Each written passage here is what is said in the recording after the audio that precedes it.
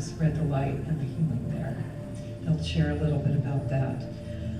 They have a beautiful sanctuary up in Ashland. They have a retail store that you can go to see all their beautiful works and connect with them and their teams. They have all kinds of online courses that you can participate with. Or in their service world. And so the remaining, I guess, Apaxians, back then they looked just like us, right? Decided to continue existing within their inner Earth. Just like how we have a hollow Earth, every planet out there is hollow. And so within their inner Earth, on planet Apix, they said in order for us to prevent another nuclear holocaust, let's do away with our emotional body and let's eliminate our sex organs.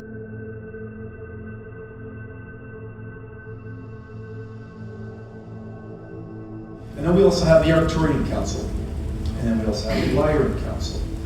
Now, the Lyran Council is actually the original council. And then we also have the Guardian Alliance. Well, the Guardian Alliance encompasses all these councils together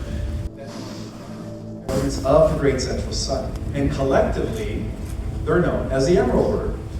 Now, there are subdivisions of the Emerald Order. Some people are familiar with or resonate with the Amethyst Order. And then there is a third level known as the Ruby Order. These are all part of what is known as the Covenant and Seal of Palabra, which was an alliance that originated in Sirius B by the forces of light in order to protect the 15-dimensional time matrix, the Earth, and then of course, the original humans, which were the angelic orphans, and that's where we come from.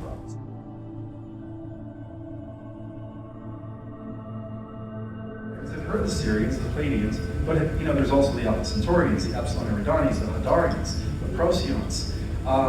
Again, guys, there's over 200 different star systems that we are not familiar with that are working for the ascension of planet Earth.